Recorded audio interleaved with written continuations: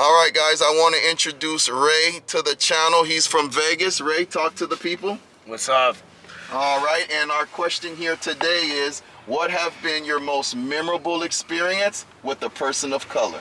Well, as you can see, I'm Hispanic, so I get along with all types of races. You know, I've been growing up, all my friends are just a plethora of races. It's a very diverse and unique situation, me coming from Las Vegas, you know, so in my mind, most if not all, especially the people I enjoy my time with, I've been memorable situations, but there's one in particular that I think is pretty unique, and it happened at Michael Jordan basketball camp. So Michael Jordan, the GOAT, or arguably the GOAT. Yes, I agree. Yeah, the GOAT, arguably the GOAT, whichever way you want to go. You know, he has a camp in Santa Barbara, University of California, Santa Barbara.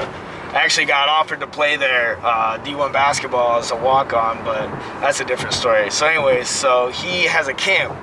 I'm about 8 years old at the time, and he comes up and he, you know, interacts with all the kids and stuff and whatnot, and, you know, there's this game, a basketball game called Around the World. And you have to make it in particular spots. You have to go around the whole inside of the, you know, inside the three-point, you know, at the elbows, shooting stuff like that. So anyway, so he's picking kids, you know, that are 13, 14, 15, 16, 17, 18 at the time, and they all sucked. Yeah. They all couldn't make anything. All of a sudden, the last kid of the night, he points at me to play Around the World.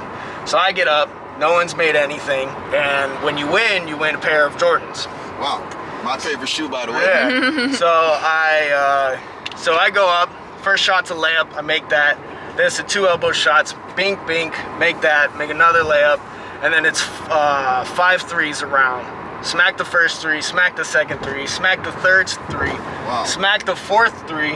At the fourth three, Michael Jordan looks at me, he goes, if you win this game, the whole camp wins a pair of Jordans. There's 700 kids there from ages like 6 to almost 18. And at this point, are you nervous or excited? Oh my God, I'm so nervous. I could hear everyone screaming, but it was like white noise. It was like if a grenade went off, like a flashbang. Like I could like feel the court shake, but all I could hear was beep. You know, I was just freaking. So I make the last three. And then there's one last shot. It's another layup. Michael Jordan looked at me dead in the eyes. He goes, don't miss the layup. 700 kids screaming their ass off. You know, everyone's about to win a pair of shoes. I'm about to pass out. I'm feeling pale. I shoot the ball, and I miss the layup. Nobody won a pair of shoes. Michael Jordan looked at me. He goes, I told you not to miss the fucking layup. I'm like, God damn. So Michael Jordan made you accountable. Yeah, he did. He held me accountable. He told me an 8-year-old little boy. He said, don't miss the layup. And, you know, Michael Jordan's been in that position a million times over.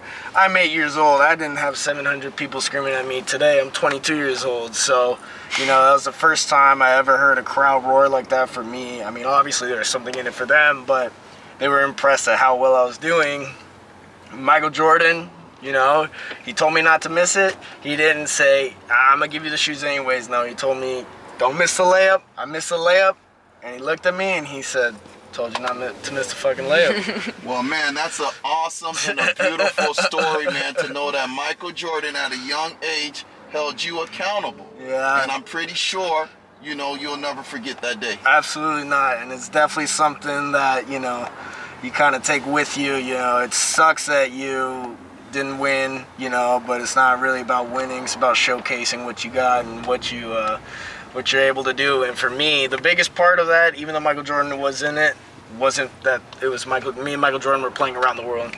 The biggest part is that I was going toe to toe with people double my age, you know, people bigger, stronger, faster, better, you know, but I was able to come up on top. I was able to showcase, like, this is what I can do, this is what I'm about, and I'm gonna work my ass off until, regardless, right, wrong, or indifferent. So. Well, man, that's a wonderful story. You had a lot of courage, man, ever since you was a kid, and I see you kept that courage here today. Yeah. I appreciate you for being on the channel, and I want you and your girl to go ahead and shout out the channel and let them know who you're with and what you're doing today. Hey, All right, we're rolling rich with Ricky Ricardo. All right, peace and love. Thank you, guys. Tune in, subscribe, do all that. You dig?